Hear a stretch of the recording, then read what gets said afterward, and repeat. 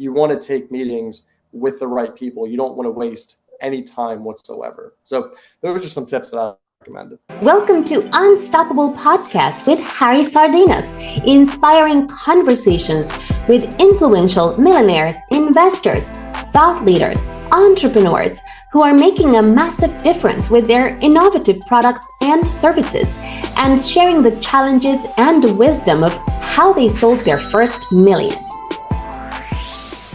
How would you like to achieve your first million? And today we have Sean with us, which is the co-founder of the marketing agency in Philadelphia. So Sean, tell us, what are the 5 steps that you recommend to entrepreneurs to make the first million? Well, thank you, Harry. I really appreciate it. Thanks so much for having me on. Yeah, I mean, Pleasure. it's not a direct correlation, right? I think my process is a little bit different than the average people you have on. It's really not 5 steps, but I'll give 5 main tips to get to your first million. Because I think a lot of people, they see, oh, £1 million, $1 million, but there's different ways to do it. Just like there's different people out there, different religions, there's different ways to do this. So the first thing I'd recommend is you want to solve rich people's problems because they pay better, obviously. I think it's so much easier tip, actually. to sell.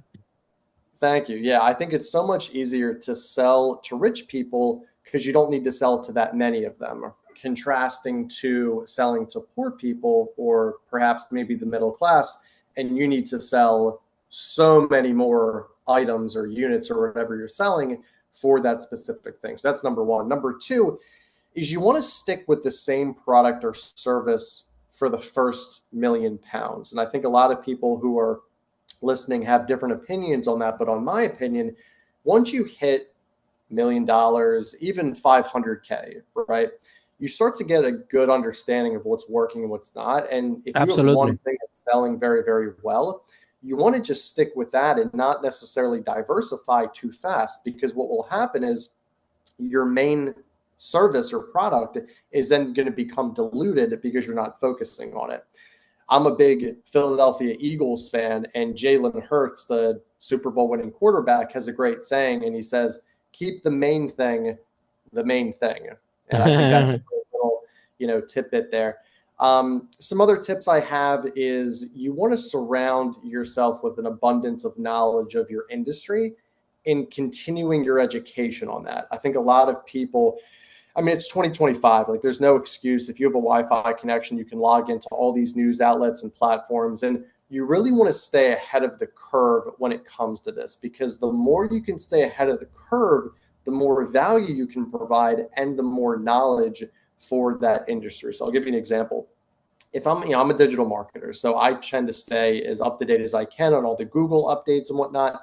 If someone isn't up to date on any Google algorithms or programs or anything that's happening, what tends to happen is their product or service then becomes diluted because they don't stay up to date and they're doing stuff wrong internally and it's not being as valuable. So they can't necessarily say, oh, we're going to get you higher rankings on Google, we're going to get you more clients, because they don't know themselves how to do it because they've been so out of touch.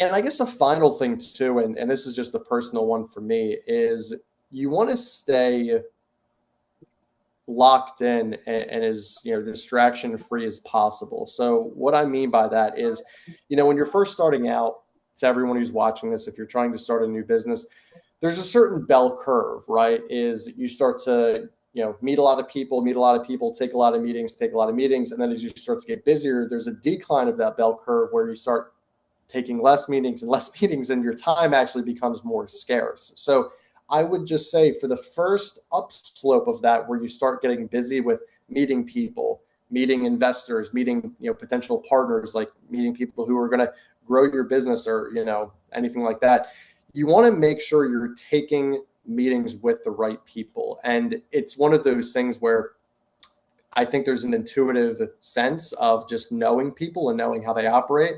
And people who don't have that intuitive sense, I would recommend you go on Google and kind of maybe check out how to do that, because I think it's really important to know how to read people, to know if they're going to be good, bad, if they want something from you, if they're just trying to help. Because a lot of people out there, when you're starting a business, they want a piece of that. And you want to make sure when you're growing the business, especially to the first £1 million in this case, you want to take meetings with the right people. You don't want to waste any time whatsoever. So those are some tips that I recommend. Follow us for more interviews with world's most influential, audacious entrepreneurs that overcame challenges and adversity, providing you with the blueprint of how they sold their first million so you can grow your business exponentially.